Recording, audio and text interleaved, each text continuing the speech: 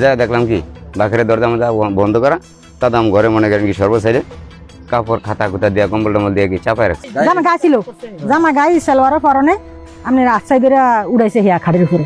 একটি ন্যাক্কারজনক ঘটনা, বন্ধুর মেয়েকে ডেকে নিয়ে ধর্ষণ করেছে আরেক বন্ধু।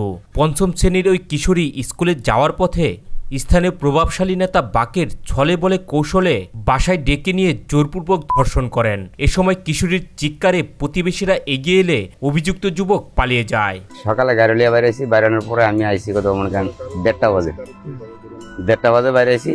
এখানে আসার পরে মনে করেন কোথায় আছে মায়া দেখতে আসি না, মায়া স্কুলে জানে।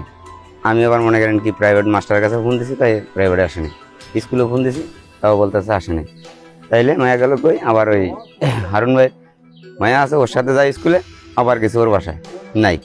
পরে আসার পরে একজনে বললো যে আপনার মেয়ে বাকারের ঘরে। বন্ধুর ছদ্মবেশে শত্রু, স্কুলে যাবার পথেই শৈশব নষ্ট কিশোরীর।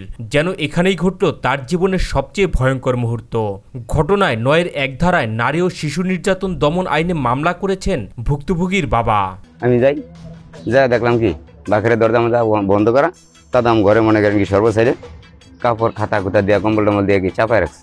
দরজা খোলার পরে আমি আর ভিতরে ঢুকিনি, না ঢুকে বাইরে এসে বাইরে যাই হোক, হয়তো আমার বন্ধু মানুষ হয়তো আর ওরা যে জিজ্ঞাসা করবো এটা কিন্তু আমার বিবেকে ধরে না।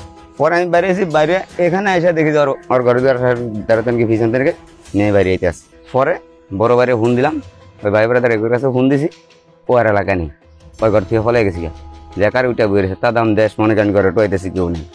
পরে লাস্টে ওরে ওসি স্যারের সহকারে এমন এই কার্টুন ধরে নামাইছে। একটি স্কুল পড়ুয়া শিশুর ওপর এমন ধরনের নৃশংসতা পুরো এলাকাকে করেছে স্তম্ভিত।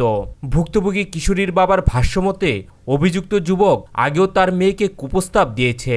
এ অবস্থায় পরিবারের আর্তনাদ এবং তাদের অনুরোধ এই ঘটনার ন্যায় বিচার যেন দ্রুত হয়।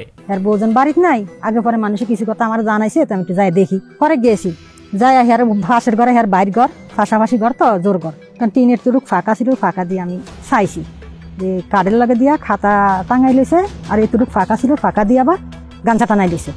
আর মায়ের জোতা নিছে, ওই জোতার এখনো ফাঁকা আছে, জোতা মায়ের নিছে। দেখাতে আমি ছায়া রয়েছি, আবার টেনশনে করে যে ফোলা বাজার তো নাই কই থাক আই আয়ুক, আমি আগে ছায়া রয়েছি। তার মানে দেখছি মায়েরা খাটের ফেতেন নামছে, নামার পর ওই আবার খাটের আবার মায়ের উঠাইছে রে, তখন আমি বাড়িয়েছি, ওই গর্তন ফাঁসের গর্তন বাড়িয়েছি। আই আমার দেওয়ার আইসারি, তো আমার দেওয়ারের আমি কইলাম কই এই ঘটনা।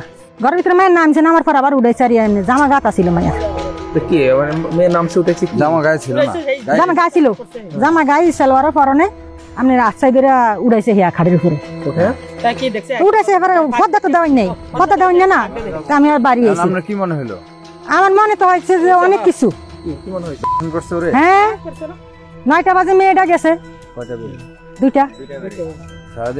হ্যাঁ, আমরা তো জানি যে মায়া স্কুলে যা, প্রতিদিন প্যারাবিডে যা, স্কুলে যা। মামলার এজাহারে বলা হয়েছে ওই দিন সকালে মেয়ে জনক প্রথমা বাড়ির সামনের কাঁচা রাস্তা দিয়ে স্কুলের উদ্দেশ্যে যাওয়ার সময় পূর্ব হইতে উৎপেতে থাকা বাকেরের সাথে দেখা হয়। এ সময় অভিযুক্ত বাকের কিশোরীকে স্কুলে যেতে বাধা দিয়ে ভুল বুঝিয়ে তার বসতঘরে নিয়ে যায়। আসামি কিশোরীর সাথে বিভিন্ন ধরনের প্রলোভনমূলক কথা বলতে থাকে এবং তার সাথে খারাপ কাজ করার প্রস্তাব দেয়। এতে কিশোরী রাজি না হলে অভিযুক্ত বাকের জোরপূর্বক তার মুখ চেপে ধরে তাকে ধর্ষণ করে। এখন এটা মনে করেন কি যেভাবে সুস্থ বিচার হয় এটাই আমি চাই। এই ঘটনায় ভুক্তভোগী পরিবারের ভাষ্য, ঘটনার বিচার না হলে অপরাধীরা পুনরায় একই কাজ করবে। এই ঘটনায় পুলিশ বলছে অভিযুক্তকে গ্রেপ্তার করা হয়েছে এবং সেই সাথে বিষয়টি স্বচ্ছতার সাথে খতিয়ে দেখা হচ্ছে।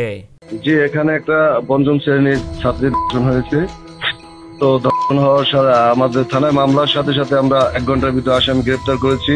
ওই মেয়ের বাবা বাদী হয়ে মামলা করেছে, তো মেয়ে বাদীদারা হয়েছে। আসামি আমাদের কাছে প্রাথমিক স্বীকার করেছে, আসামিকে আমরা বিজ্ঞ আদালতে সোপর্দ করেছি। মামলাটি তদন্ত চলমান আছে।